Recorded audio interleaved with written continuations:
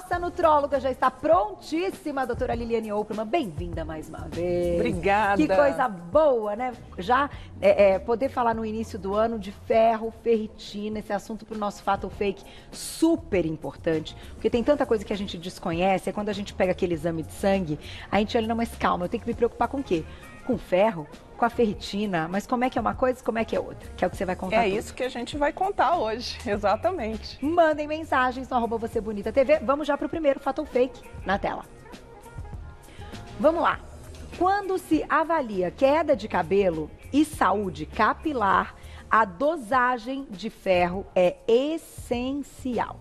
Isso é fato ou fake? Isso é um fato.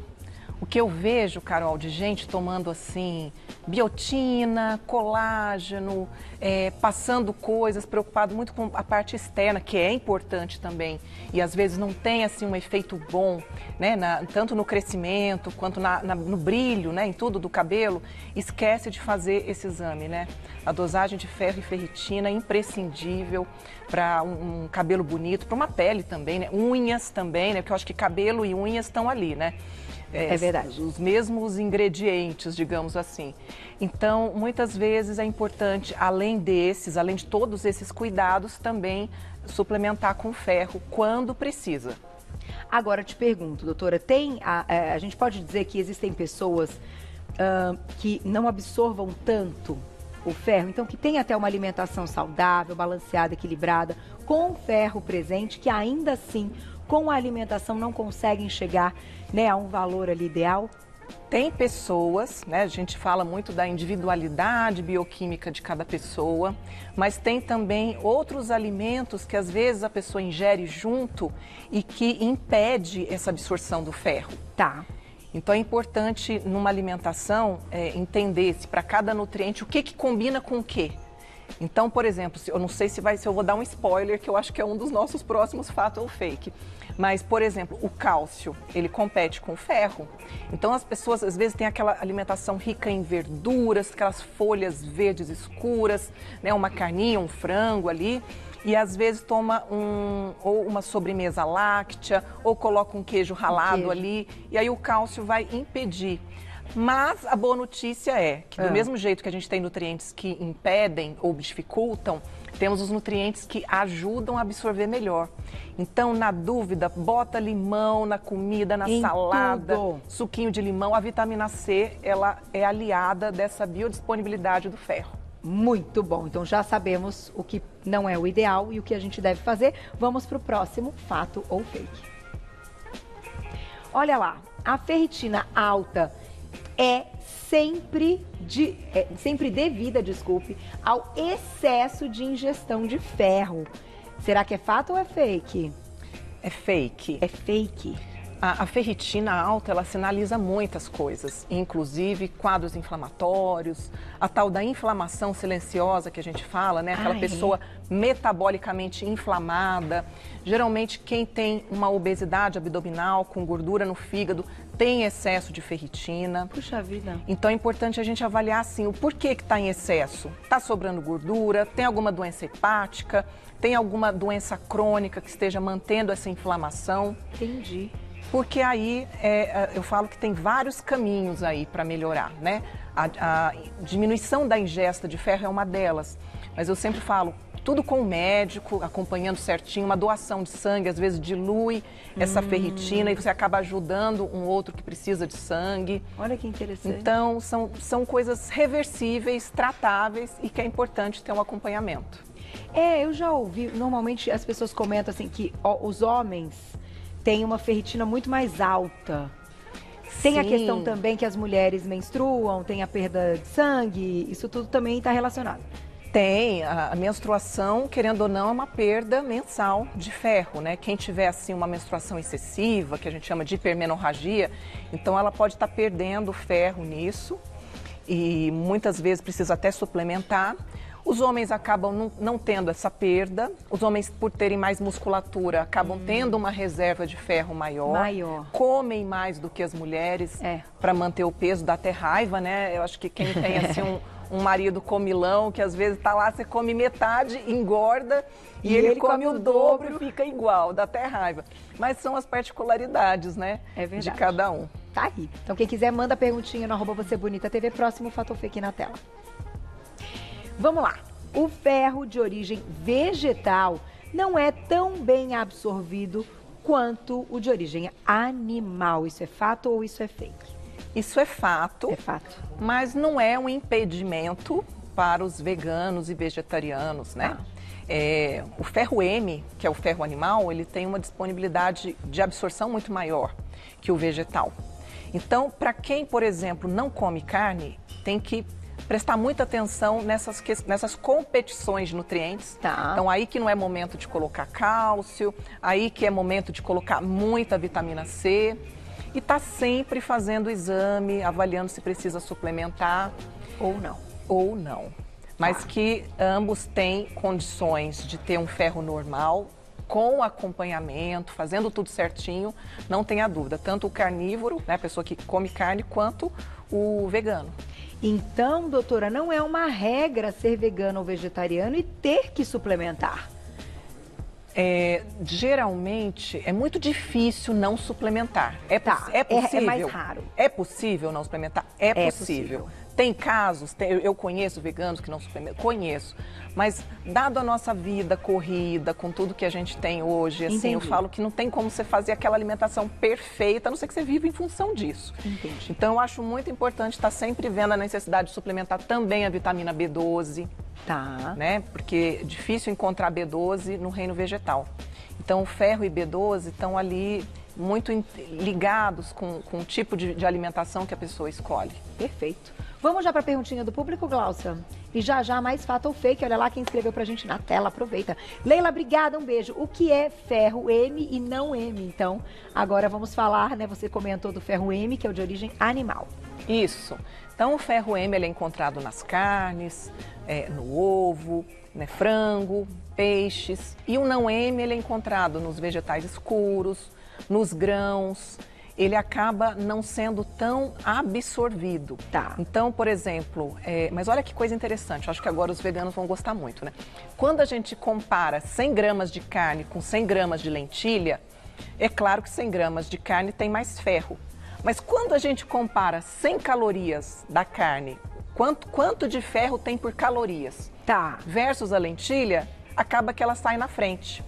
Ainda que a gente tem que contar a parte de que não é tão absorvido. Entendi. E que para dar uma forcinha precisa dessa estratégia que você comentou com a vitamina C. Isso. Certo? Cisteína também ajuda. Cisteína? Cisteína. Aliás, a cisteína é muito prudente a gente falar, né?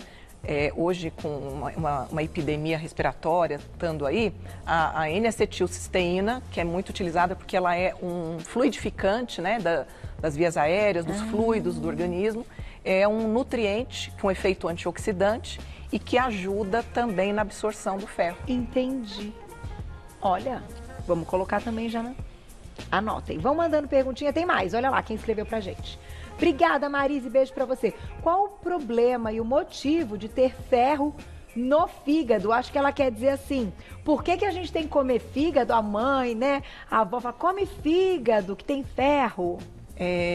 Tem esse outro lado, se a gente pensar no bife de fígado. Isso, do bife, né, de fígado. Porque ele acaba tendo mais ferro mesmo do que a carne. Afinal de contas, o fígado ele é um reservatório. Isso que eu ia dizer, né? E tem a questão do problema da ferritina no fígado, eu acho que também no órgão. Então, assim, não ficou clara a pergunta se seria o fígado relacionado ao alimento ou relacionado ao órgão com excesso de ferritina. É o que a gente come, Glaucia, ou é no nosso órgão? Na dúvida, a gente responde as duas coisas. Eu pensei já no fígado, no filé de fígado, que mãe fala, come fígado, eu não como nem amarrada fígado. Nem eu. Nossa Senhora. Por isso que eu acho que eu lembrei. Meu Deus, se ainda tivesse em cápsula, fígado em... Acho que é uma... uma ideia, Os farmacêuticos de plantão aí, vamos liofilizar, encapsular. Deve ter, né? Então vamos botar a pergunta de novo, agora pensando no órgão, tá? Pensando no órgão. Vou ler novamente. Qual o problema e motivo de ter ferro no fígado? Então, quando você faz o exame do órgão... Vamos partir do pressuposto seguinte. Vamos pegar a doença mais comum na humanidade, que é a obesidade. Sim. A obesidade, e ela está crescendo, né? Quem viveu a pandemia e engordou lá seus 5, 10 quilos sabe o que eu estou falando. A obesidade é uma doença inflamatória. Ela não é só um excesso de gordura ali que está acumulando e te deixando pesada. Ela cria citocinas inflamatórias e acaba que a gordura armazenada também no fígado, ela aumenta esse reservatório que às vezes é o excesso de ferritina, a pessoa emagrecendo e diminuindo essa gordura no fígado, combate esse excesso de ferritina. Entendi. Então, o tratamento da ferritina por gordura no fígado, que é a esteatose, ela é o quê? Emagrecer, fazer exercício. Tem suplementos para ajudar? Tem suplementos para ajudar. Tá. Né? Como metionina, a silimarina, a cisteína, coisas que ajudam, de fato, a saúde hepática. Então, quando vem um resultado de esteatose, é porque o ferro está aumentado também no fígado. Muito provavelmente. Entendi. Muito provavelmente. Dificilmente você vai ter uma esteatose com ferro baixo. A não ser que esse paciente esteja com uma hemorragia oculta digestiva, perdendo ferro e com a esteatose. De outros motivos. Olha que interessante, tinha a menor ideia disso. Muito bom, doutora. Tem mais, Glaucia?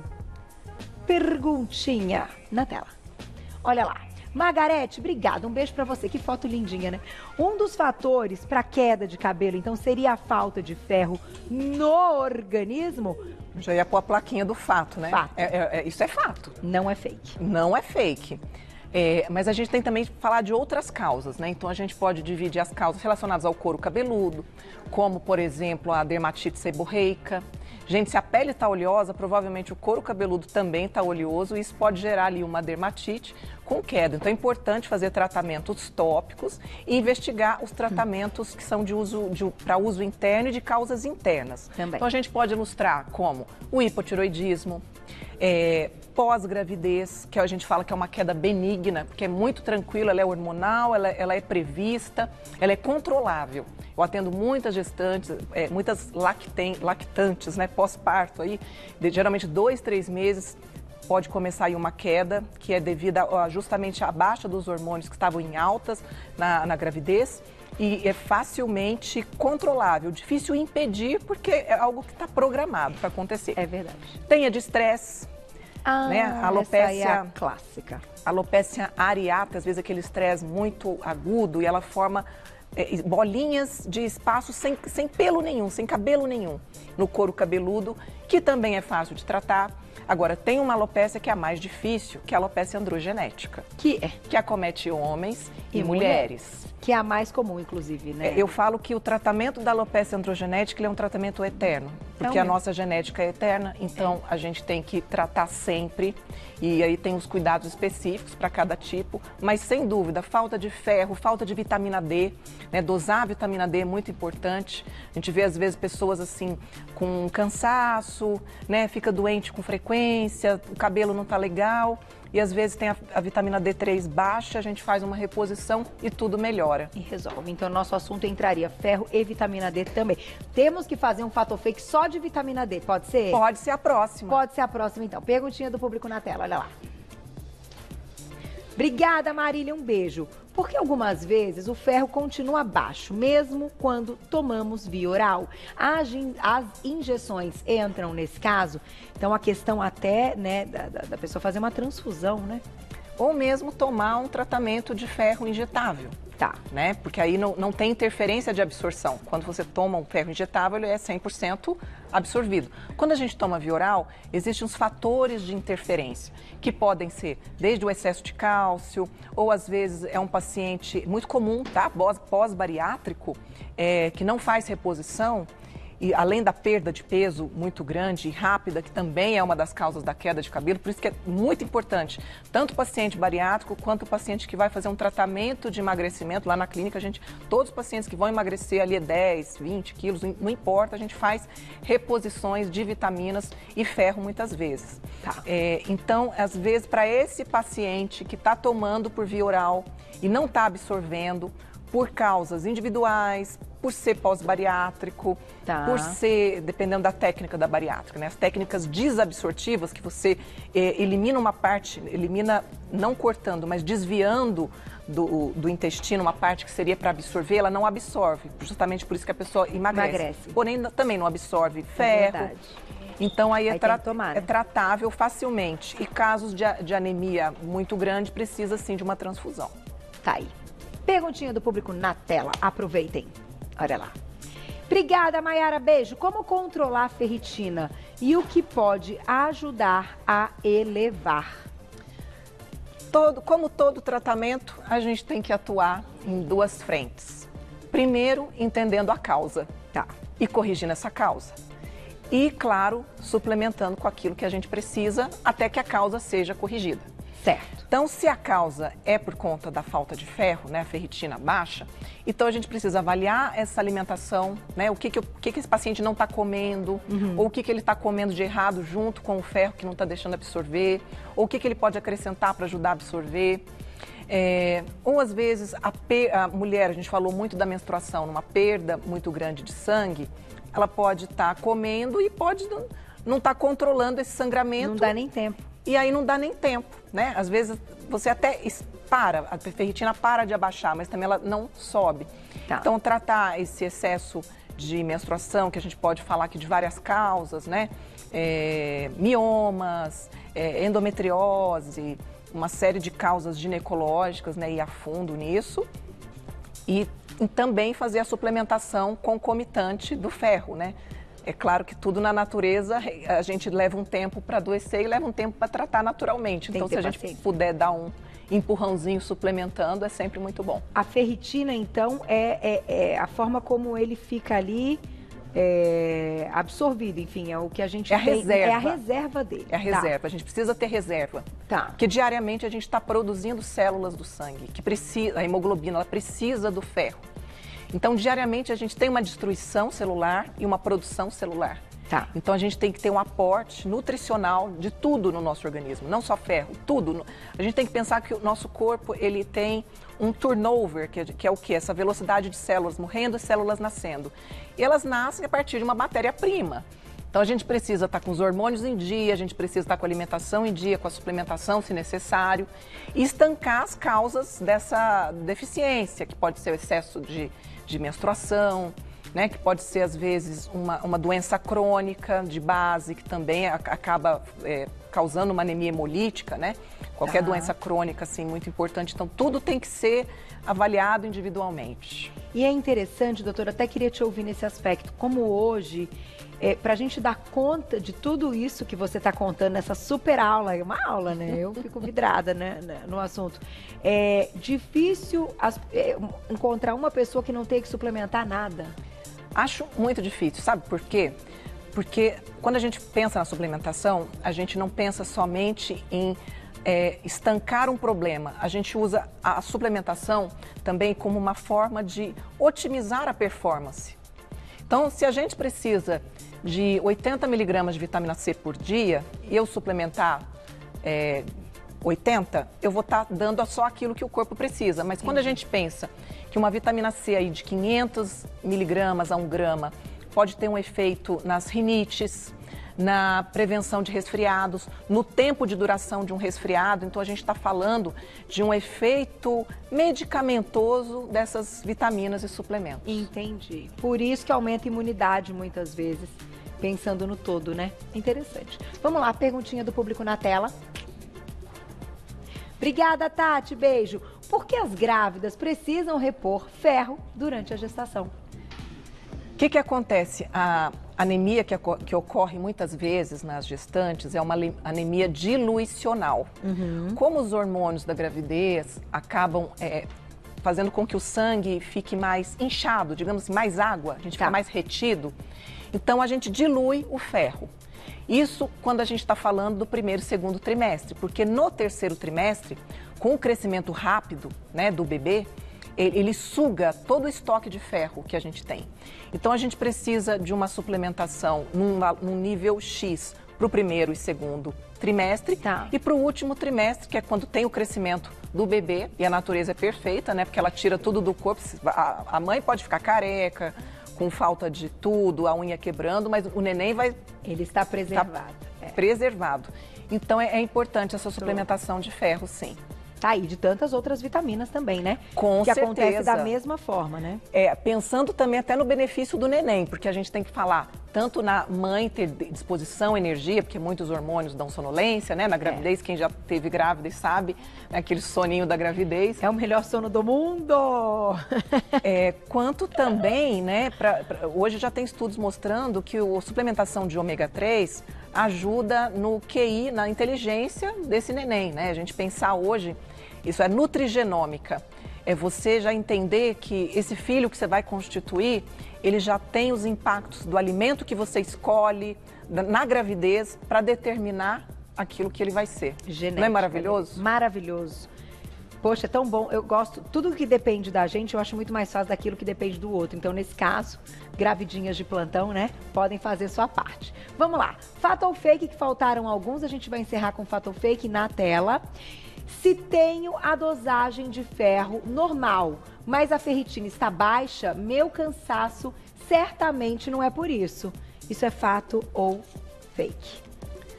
Esse poderia ser um misto de fato ou fake, né? Porque a causa do cansaço a gente teria, assim, uma pauta para falar. Né? Mas é muito comum a paciente estar com a ferritina baixa, às vezes o ferro bem normal. Mas a ferritina, a gente diz que ela é, assim, não tendo reserva, a qualquer momento isso pode cair. E às vezes a melhora, fala, nossa, eu comecei a tomar o ferro e eu melhorei muito a minha disposição, eu melhorei muito. E às vezes a queixa que essa paciente vai para consulta nem é o cansaço. Entendi. Às vezes é o cabelo, ou às verdade. vezes...